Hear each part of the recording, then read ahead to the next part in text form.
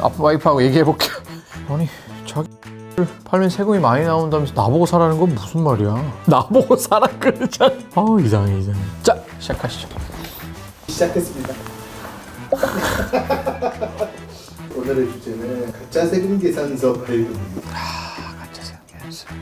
그쵸. 세금 계산서가 이렇게 세법에서 정착하기 시작한 게 2010년 요때쯤이거든요. 2010년, 11년 요때 조금씩 시작해서 자리를 잡아가고 있는데 전자세금 계산서를 전 세계 우리나라만 쓰고 있단 말이에요. 도입한 이유 중에 하나가 과세 자료를 좀 투명하게 하기 위해서 한 거였는데 사람들이 어떤 오해를 하고 있냐면 세금 계산서만 있으면 만사 형통이라고 생각을 해요. 세금 계산서 받았으니까 상관없어. 세금 계산서 받았으니까 괜찮아.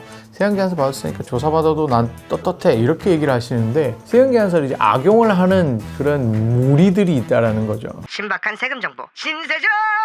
소위 말하는 자료상이라고 하죠. 자료상. 실제로는 사업을 하지도 않으면서 세금 계산서만 파는 거예요. 그러니까 예를 들면 그거예요. PD님이 매출이 10억이야. 비용이 1억밖에 없어. 그럼 9억에 대해서 세금을 내야 되잖아요. 계산해가지고. 비용을 한 5억을 만들고 싶은데 그걸 뭐 카드를 써서 만들 수는 없잖아요. 그래서 그 자료상한테 얘기를 하는 거죠. 나 세금 계산서 5억짜리 하나만 줄래? 라고 하죠. 그럼 자료상은 돈 달라고 할걸요? 5천만 원? 5천만 원을 받죠. 그럼 나는 5억짜리 세금 계산서가 생겼으니까 그거 가지고 비용 처리하면은 아무 문제 없을 거라고 생각을 하시는데 요즘 그렇게 만만하지 않죠. 그러면 가짜 세금 계산서를 발급하는 이유는 명확한 거예요. 그렇죠. 자기들은 절세 때문이라고 하는데 탈세를 하고 있는 거죠. 블라블라블라. 이게 내가 걸려서 문제가 되는 게 아니라 그 자료상이 걸려서 문제가 되는 경우가 많죠. 나는 괜찮아. 나는 괜찮은데 그 자료상이라고 하는 사람들이 나한테만 팔진 않을 거잖아요. 자료를. 계산서를 여기저기 막 팔았어. 근데 거기서 하나만 문제가 돼도 그 거래처 자료상이랑 거래한 나 말고 다른 사람이 조사를 받다가 자료상이 걸리면은 그 자료상에 대한 세무조사를 하는 과정에서 보니까 5억 5천짜리 세금계산서를 끊었는데 통장에 돈은 5천밖에 안 들어왔네? 그 5억은 뭐야? 그게 해명이 안 될 거잖아요. 그럼 너 자료상이구나. 그래서 너랑 거래했던 애들한테 안내문을 다 보내요. 해명을 해달라고. 그렇게 보통 대부분 걸려요. 근데 억울하신 분들도 있어요. 자료상이랑 거래한 게 진짜 물건을 산 건데 과세관청 입장에서 봤을 때는 평상시보다 매입 대금이 컸던 거예요. 매출이 그렇게 빵 튀지 않았는데 우리는 과세관청을 상대로 과세관청 모를 수 있죠. 왜냐하면 나 하나만 보고 있는 건 아니니까. 그래서 우리 같은 경우에는 그러면 과세관청에게 소명, 증명을 해줘야 되는데 그 증명을 할 백데이터가 없으면 문제가 될 수 있어요. 증명할 수 있는 백데이터는 대표적인 거로 대금 이체한 거, 세금계산서 받은 거, 그리고 계약서, 상대방 사업자 등록증, 사본 요 정도가 있으면 소명이 될 텐데 정확하게 좀 자료를 준비를 해놓고 싶으시면 어떤 물건을 샀는지 사진을 핸드폰으로 찍어두시는 게 결과물인 거죠. 왜냐면 어쩔 수 없어요. 그 사람들이 우리만 보고 핀셋으로 잡아내는 조사가 아니기 때문에 조금 성실도 부분에서 갑자기 얘가 왜 이렇게 많이 샀지? 그럼 좀 이상하잖아요. 우리가 봐도 이상하잖아요. 저희도 물어보는.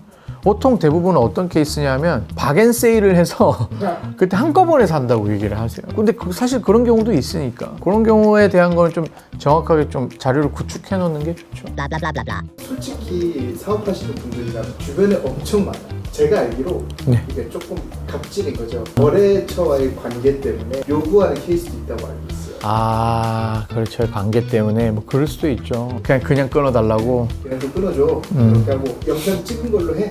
뭐 이런 식으로 하는 케이스도 있고. 근데 그렇게 됐을 때는 문제가 세금계산서를 주고받으면 일단 용역에 제공이 됐던지 서비스가 들어왔던지 아니면 물건을 팔았던지 했어야 되는데 용역의 제공 같은 경우는 입증하기가 되게 힘들거든요. 그래서 아까 말씀하신 것처럼 촬영한 걸로 해 이렇게 해서 갑질을 할 수 있는데 갑질을 한다 한들 그러면 우리가 세금계산서 끊어주면 우리한테 돈을 줘야 될 거잖아요. 돈을 다 주지도 않아요. 부가세는 그래서 요걸 또 이제 역이용하려고 돈을 다 줘요. 돈을 다 주고 야구 나중에 돈만 빼가지고 나한테 다시 돌려줘 이렇게 얘기를 하는데 뭐 1, 200도 아니고 1, 2천 정도 되면은 돈을 내가 계좌에서 돈을 빼서 주는 것부터 거래가 문제가 되니까 예전처럼 우리가 현금을 이렇게 막 받아가지고 주는 게 아니잖아요. 계좌 이체로 하는 거다 보니까 그리고 내가 내 계좌에서 1,000만 원씩 ATM기로 뽑아도 거래가 좀 이상하죠. 요즘 유튜브 보면 그런 거 나오잖아요. 현금 거래 이렇게 하시면 큰일 납니다. 썸네일 막 공포심 조성해가지고 이렇게 하는데 그것도 문제가 될 수 있죠. 1,100만 원치 사실 세금 계산서를 끊어달라고 해놓고 1,100만 원을 보내주는 거죠. 그리고 330은 100만 원 부가세는 그건 당연히 줘야 되는 거고 1,000만 원 중에 300은 너 갖고 700은 나 돌려줘 이렇게 하는 거예요. 그렇게까지 하면은 사실 그거 하나만 가지고 그거를 잡아내기는 쉽지는 않죠. 보통 그런 거는 재벌로 을이 참다 못해 그런 경우도 있고 을의 직원이 참다 못해 을 대신 그렇게 하는 경우도 있고 갑의 직원이 그러는 경우도 있어요. 왜냐면 그 사람은 우리한테만 그럴 게 아닐 거거든. 여기저기 다 그러고 다닐 거거든요. 그래서 그런 것들이 쫙 보면은 문제가 되죠. 그리고 최근에는 그 사람이 그걸 돈을 다 받아가지고 물건을 사거나 부동산을 사거나 차량을 사거나 하면은 그것도 문제가 될 수도 있어요. 내 연봉은 5천인데 갑자기 10억짜리 집을 샀어. 대출도 없이. 그게 이제 국세청에서 하는 PCI 조사인데 소득 대비 소비가 더 크면 너 소득보다 더 많은 소비 금액은 어디서 났어? 그렇게 해서 조사를 하는 거예요. 아까 말씀하신 것처럼 이거 단일 한 건만 가지고 적발해내기는 어렵긴 해요. 블라블라블라. 끊어준 쪽은 허위 세금 계산서라고 해가지고 이게 부인을 당하겠죠. 그 발급한 세금 계산서에 가산세가 붙을 거고 대신 허위니까 매출은 빠질 수 있겠죠. 이게 사실 가공의 매출이니까 그건 빠질 수 있겠죠. 그래서 거기는 그 가산세 이슈가 있을 거고 그 성실도 부분에서 문제가 되겠죠. 그럼 정기세무조사에서 문제가 될 수도 대상이 될 수도 있을 거고 돈을 받은 사람 입장에서는 그게 이제 소득으로 분류가 돼가지고 소득세를 납부를 하게 되겠죠. 뇌물도 세금은 내거든요. 생각보다 막 강력해 보이지 않아. 그 금액이 크면 조세범 처벌법으로 들어가면 이제 형사처벌 대상이 되죠. 그러니까 행위보다는 규모에 많이 좀 달려있어요. 수정세금 계산서 할 수 있죠. 그거는 정말 양심이 있으신 분들인 거고 보통은 그렇게 안 하죠. 세금 계산서는 취소가 안 되지만 수정 발급을 통해서 없던 걸로 만들 수 있죠. 블라블라블라. 매출을 올리고 싶거나 아니면 매입을 올리고 싶거나 원하시는 분들이 어떤 분들이냐면 자기 사업을 매각하려고 하시는 분들이 대표적으로 이렇게 개인 사업 하시는 분들이 그 최종 소비자를 상대로 하다 보면 이제 포스기를 쓰시는데 포스기에 막 찍어 놓는 거예요. 막 찍어 놓고 세금 빵 내고 그럼 나 이거 봐라 매출 이만큼 나왔다 이렇게 펌핑을 할 수 있죠. 근데 그 펌핑을 저한테 확인하는 게 아니라 본인이 그냥 다 해서 와요. 그럼 저희 입장에서 매출이 많이 올랐네요 라고 해서 보다가 매입은 작년이랑 똑같은데 매출만 늘었는데 이상하잖아요. 여쭤봐요. 매입이 왜 이렇게 없어요? 라고. 이게 뭐 음식점이나 커피숍이나 뭐 물건 도소매 같은 경우에는 매출 대비 매입 금액이 비슷하게 따라가는데 서비스업은 그게 없어요. 저희 같은 경우만 해도 기장만 이렇게 쭉 할 때 매출이 이렇거든요.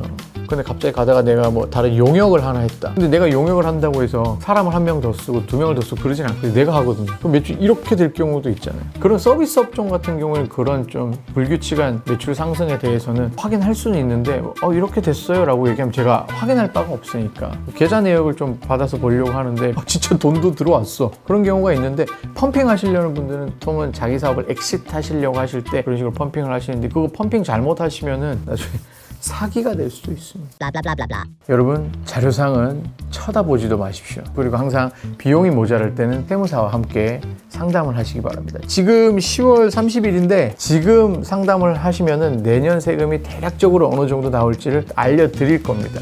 저도 지금 제가 관리하고 있는 분들 다 관리해서 정리해서 지금 연락을 드리고 있는데 그런 상담을 통해서 절세를 하셔야지 그런 꼼수 하나를 가지고 했다가 나중에 진짜 풍비박산 나는 경우가 있으니 항상 자료상은 멀리 두고 쳐다도 보지 마십시오. 온 국민이 절세하는 그날까지. 택설!